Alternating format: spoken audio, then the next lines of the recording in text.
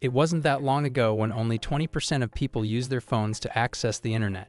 Fast forward just 15 years, and now 91% of adults spend a shocking 11 hours per day interacting with some form of media. 71% of people never turn off their phones.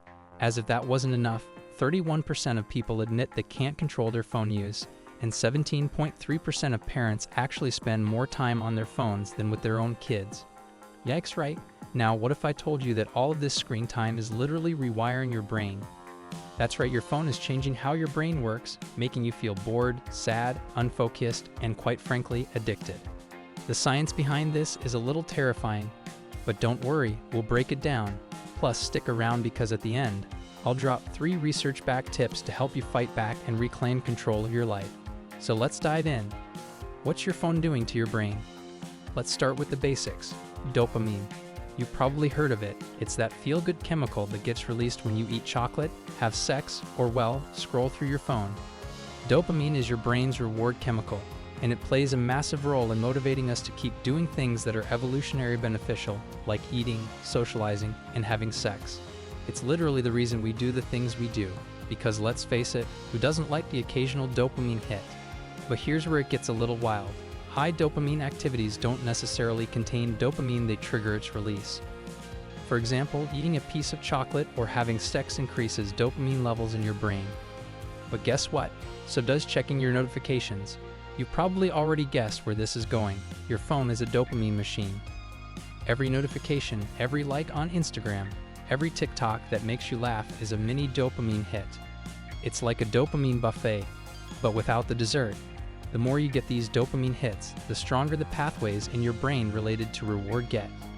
In scientific terms, this is known as long-term potentiation. Basically, the more your brain gets rewarded, the more your brain wants it. So, every time you scroll through your feed or check your phone for the millionth time in a day, you're reinforcing these pathways in your brain, and they become stronger. It's like your brain is saying, yeah, let's do that again. And again. And again. How phones are making us depressed and anxious. Here's the problem with all this dopamine. It can lead to some serious side effects. First of all, the constant stream of dopamine hits from your phone can make life itself feel, well, a little boring. Imagine being a rat, no seriously, and you get rewarded every time you do something exciting. But once you stop getting those rewards, the excitement of the world around you starts to fade. That's what your brain is doing when it gets flooded with constant dopamine from your phone. The more dopamine you get, the less excited you are about the normal stuff. New research shows that these dopamine highs can actually leave us feeling a little down. Life starts to feel dull. You're not excited by the simple things anymore because your brain is constantly creating the next dopamine hit from your phone. And don't even get me started on the attention span situation. Smartphones have literally made it harder for us to focus. We're too used to jumping from one app to the next, getting constant bursts of information, and before you know it, your brain forgets what it's like to sit still and concentrate. On top of that, phones also mess with our ability to delay gratification. The art of waiting for something good. In simpler terms, the more we scroll, the more we crave instant rewards. And this constant pursuit of pleasure can lead to something called anhedonia, which is when you lose the ability to feel pleasure. Think of it like this. The more you get, the less satisfied you feel. If you spend too much time on your phone, you might not feel joy from anything else anymore. It's not just that your brain is becoming less focused or less happy. Spending excessive time on your phone has real-world consequences. Studies have found that teens who spend more than 7 hours a day on screens are twice as likely to develop depression or anxiety. Even more shocking? The constant use of apps like TikTok has been linked to increased social comparison. When you compare yourself to others online, it can trigger anxiety and worse, a fear of missing out. So you check your phone more, which gives you even more dopamine hits, creating a vicious cycle. Are you actually addicted to your phone? Let's be real, we've all been there, right? The endless scrolling, the constant checking for notifications, and the nagging feeling that your phone is somehow a part of your body. But here's the million-dollar question. Are you actually addicted to your phone? Addiction isn't just about mindlessly scrolling through your feed. It's when something starts to harm you, yet you keep going back for more. So let's do a little self-assessment. Do you find yourself compulsively checking your phone even when you're spending time with friends, family, or at work? Does the number of likes on your post affect your mood, making you feel on top of the world when the notifications pour in, but deflated when they don't?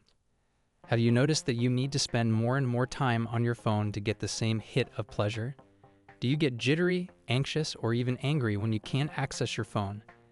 And despite your best efforts to cut down, do you keep finding yourself back at square one? If you've answered yes to any of these questions, there's a good chance you might be dealing with phone addiction and you're far from alone.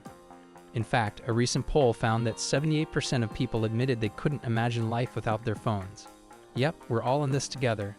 How to break free. Alright, so your phone is running your life and you're ready to take control. It's time to break free from the grasp of that tiny device. Don't worry though, breaking the cycle isn't as impossible as it sounds. Here are 3 science-backed strategies to help you regain control and stop your phone from taking over your life. Number 1. Chronological binding. This is basically setting strict limits on how long you can use your phone.